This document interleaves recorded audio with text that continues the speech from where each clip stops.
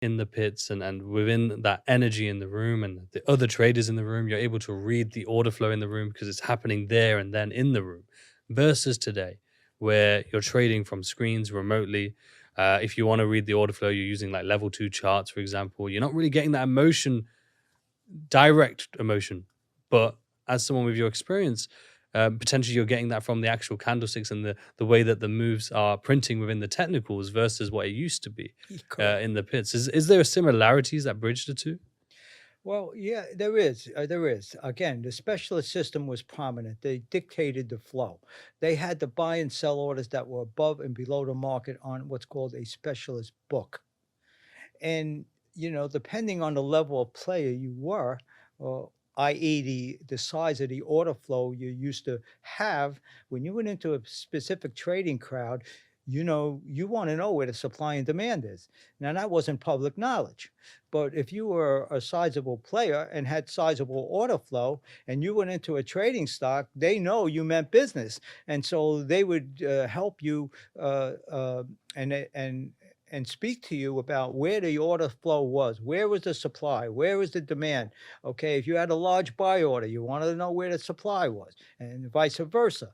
So, in this day and age, you know, there are different ways to navigate that. Hmm. And one of them is there's a Superdome that we have and display every day on our sessions, and it's a Superdome. And a lot of the firms offer these domes, but these domes are not. This is a Superdome, and it shows the size of the order imbalances. Every depends what bar you're in, but if you're on a Nasdaq bar, it's 3,000 ticks I have set up, and 3,000 ticks will show, and a 3,000 tick bar, it will show you the order imbalances with the size, Hmm. with the sizes. So you see the Nasdaq size coming in blue imbalance orders in size, and it gives you a little bit of an edge. Why? If I see the market shooting up, I mean I left early today, but if you see the market shooting up, it's at a high and an intraday cycle high, high, high. Okay, and you see the Superdome light up with blue and balanced orders. I'm watching that very closely because I know these buy orders, these buyers here, they're long at the top. So number one, I know that it's going to be a difficult road to really break out if you want to get short. I know that. And I do know also that I'm going to be covering my short when these people start to puke if they're wrong. Hmm. And so that's an edge. And we have a Superdome. It's expensive. Uh, it's not proprietary to us, but we own it, and it's I don't know anybody else that has this Superdome. I really don't. So that's relative to the specialist book, Mm. and not everybody that in my era or eras well before me and after me for that matter, the specialist book was the Bible because you don't want to look like an idiot by buying into a large seller that's just slightly above the market and vice versa on the downside. You don't want to sell into a huge buyer, so edges like that, it comes from the experience level. And so, I think very interesting what you said there in terms of that, like depending on you and the size that you're sort of fulfilling and essentially your track record, if you will. Like there's a lot of talk about track record nowadays about traders, trying to acquire them, whether it's to get capital to prove themselves as traders. But the same happened back in the pit. Like if you didn't have the performance behind you to be able to handle that size, no one was going to give you that size. 100%, So for you to be able to get the size that you got, you showed the skill 100%, set, the track record to be able to handle it and then continue 100%, to perform to this day. 100%. I mean, that's just the fact of the matter. Mm. And, I speak to my subscribers all the time about the volume weighted average.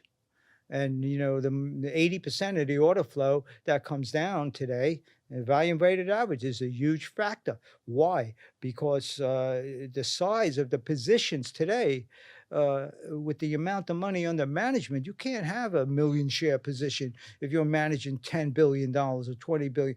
Your positions are 20 million shares, 30 million shares. Okay, and 80%, give or take, it's probably more. 80% portfolio manager says, all right, I own XYZ. It's up substantially, and they own 20 million shares. I want to take off you know, 5% of that. Okay, so sell an order, take an order to sell 500,000 shares, 2 million shares, 1 million shares, and they give it to the trader on the desk, and they sell to the trader. Just, you know, go along, beat the volume weighted average. 80% of the orders on these deep pocketed investors and funds have orders that are following an algorithm that allows them to stay close to the volume weighted average. Why? The trader doesn't want to be embarrassed. The portfolio manager doesn't really care. He's banking money, so he doesn't want anybody playing the market on his dime. He'd rather just know that he's about around the mid price of the stock that it trades for the day. Mhm. But it's a very important factor when you're doing what I do, because where the volume weighted average is, you know, if a new bar comes up on a superdome, for instance, and the bar is above the volume weighted average, those orders that are in there following an algorithm on the volume weighted average are buyers, and when it's below the bar, they're sellers, Mm. and that's how they keep up. It's a balancing act. So, um, so the VWAP is really, really important. My clients, like what you just said, which prompted me to speak about this, is my clients. I mean, you know, I represented Vanguard and I represented their index funds. So every time a stock went from one S&P to 400 to 500, they, you know, they restricted and they balanced. They had to balance the mathematics out to reflect what their index was. Mhm. And so my customers, to your point, they didn't give me the order. I could put it on an algorithm too. No, they wanted me to trade the order and use my expertise. So to your point, that's exactly what took place. And you want to know what? I destroyed the volume weighted average. I destroyed it almost every time. Never really got hurt. Played in the market without any algorithms, without any machines, Mhm. without anything. I mean, I can't tell you the amount of money I made for that index fund. A lot of those people owe me a lot of money. They really do. Their subscribers owe me a lot of money. I would tell you that. What was it like though, going from obviously being a runner to being a clerk to then obviously starting to manage these positions yourself on behalf of your clients as well? But as the size was incrementally getting larger, did you face any sort of psychological issues, any Yeah. barriers at all, or? Interesting question. The answer is no. Mm. Never phased me one bit. It was all the same to me, whether it was 1,000 shares or 1 million shares. Yeah, I put up so many million share blocks in IBM. You know, they counted on me to price it and to trade out of it. So the size never intimidated me at all. It's all relative. You know, I just oblivion to it. It doesn't mean anything. It's just numbers.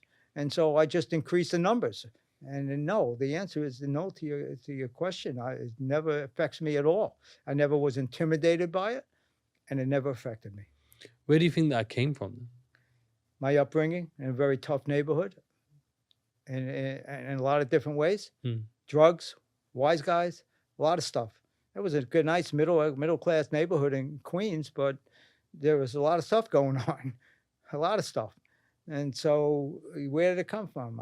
You know, just my personality, I guess. I can't tell you where it Mm. came from. Well, what do you think when you see people going through psychological problems when it comes to trading? You know, even if they're handling much lesser size than what you were, for example. Yeah, Like, what do you say to people when you see them or speak to them in that regard? yeah. Uh, I say to them that number one, they have to know their personality. If you have to, need to know your personality. I said, and I say all the time, don't laugh when I say that. You have to know your personality, because your personality dictates the level of tolerance and the level of controlling your emotions, and so it's extremely important to be able to manage your emotions in this game. And the way you do that best is to understand your personality. Everybody's personality is different. Everybody can risk a certain amount without being not effective any longer. It's extremely important to know your personality. It really is. And you have to stay focused. All right. You have to stay focused. What do I do? I give them an example all the time. A horse races on a racetrack, and a horse does, you know, it's getting beat again, getting beat again. Horse, you know, on a warm-up track, sets huge numbers and does great. Gets in the race, horse can't do anything. And the trainer finally figures out that, wait a minute, the horse is getting distracted by looking peripherally. So what do? They put what they call blinders on him. And so the blinders make the horse look straight ahead. And that's an example I give my people all the time. Stay focused, man. Because that is an interesting point. A lot of people are so focused on the wrong things rather than what actually will make them into a better trader. Correct. Like, obviously, trading in the pits is far different than, say, trading on your own, especially as a retail trader.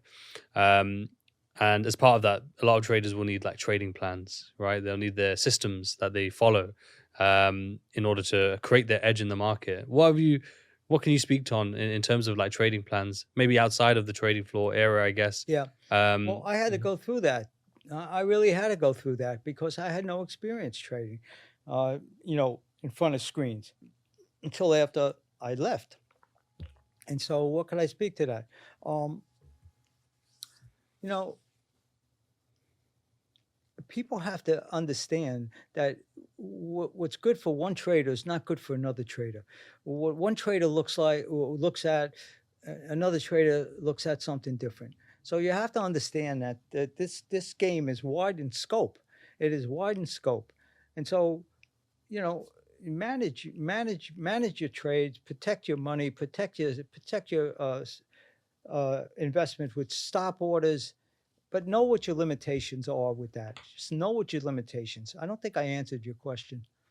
No, you did in terms of your trading plan. As you said, every trader is different, so it's not going to be fixed, of course. I think the benefit of trading is that there are so many options of how to do it successfully. Equally, I feel like a lot of people think of that and then they start trying everything. And therefore, they find themselves very scattered as a trader versus, as you said earlier, focus It's true. on and know your personality. So if you combine those two, Yeah. that's where you can start to probably really build that trading plan out. No, it's true. It's true. And simplicity is best. Uh, and I refer to this a lot. And I say, keep it simple. You don't need all these things. You don't need all the. Don't get carried away. When you start flipping around from one way to trade to another way to trade, one chart, another chart, one technical area, another technical area, one Keltner channel. I said, "Whoa."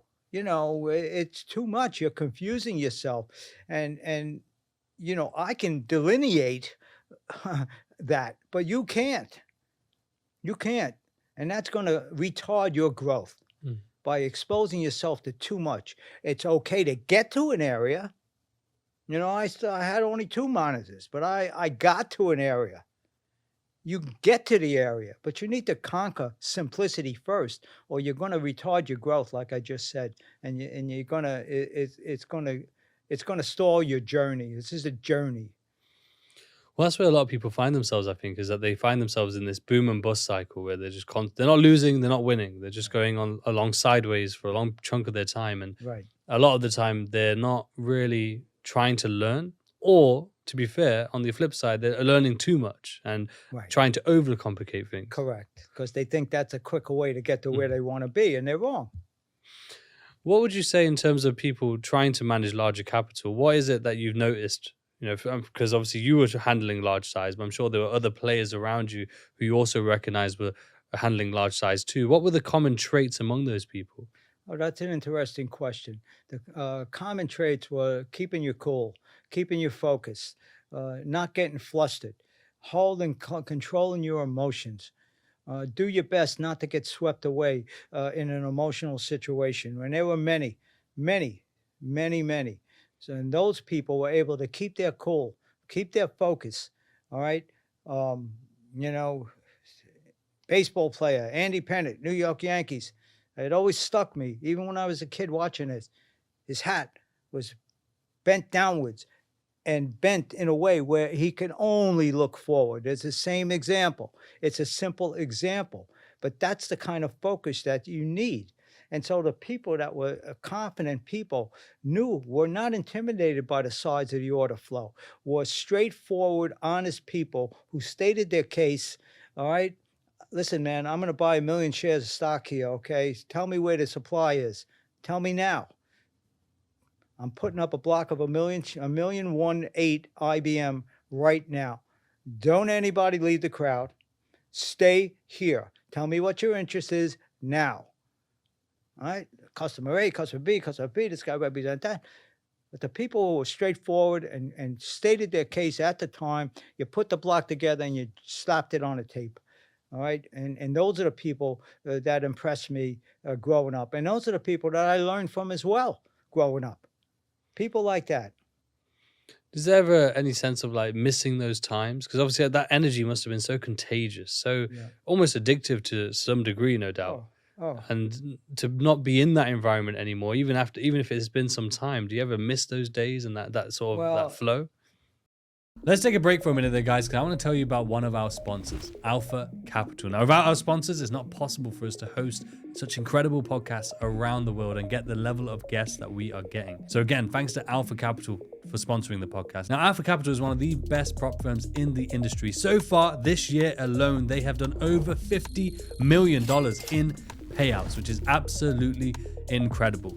They have the very best infrastructure in place for longevity, from an in-house broker so they can offer the very best trading conditions and platforms that all traders love to use. They're still able to offer services to the US as well, so the US traders can still trade with them on particular platforms. They have institutional experience, so they know how to manage a prop firm correctly and have such an incredible team on hand. On top of which, they have both a pro and swing plan. So depending on your style and strategy, you can choose which one is best for you. Now you can use and get the highest discount available at anywhere using Riz25. So that's RIZ25 for 25% off all challenges.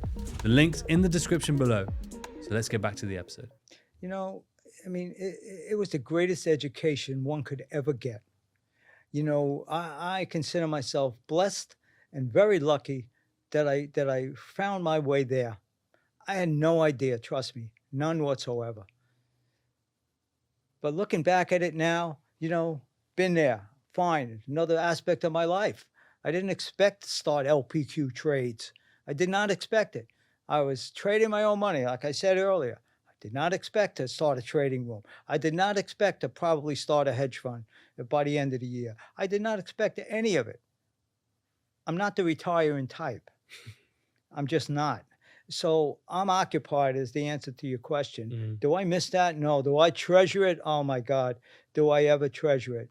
Again, I will tell you, you can bundle together all the great colleges of the world, and you could not get the education of growing up in those times that I grew up. You could not.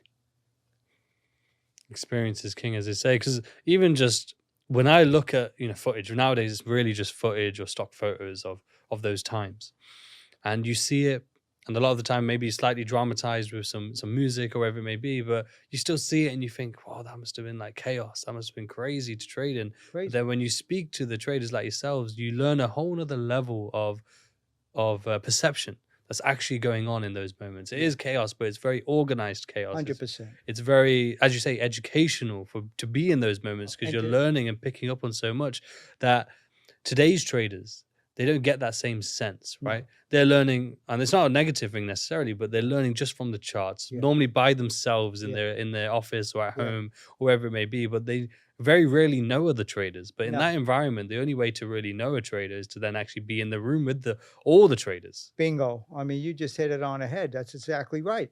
And again, and the reason why I started this room is because I replicated a Wall Street trading room. You know, when I sold my broker dealers, I went to a hedge fund friend. They were customers of mine. Pretty big name, by the way. And they said, you know, come on in, you know, blah, blah, blah. I went in and and they offered me. And they say, Richie, we don't understand. You don't need to give us 30 or 40% of your P&L because we're giving you extra money to trade. But we know you don't need that. I said, that's correct. Why are you doing it? The chairman of the company. Why do you want to sit in this hedge fund? Because I want to be in a trading room environment. So there you go. And that is the freaking letter of the law. All right, I never went there, but I started doing what I'm doing, and now I hate to keep repeating myself, but you know, you hit on ahead. What I can bring to people with the experience level is unparalleled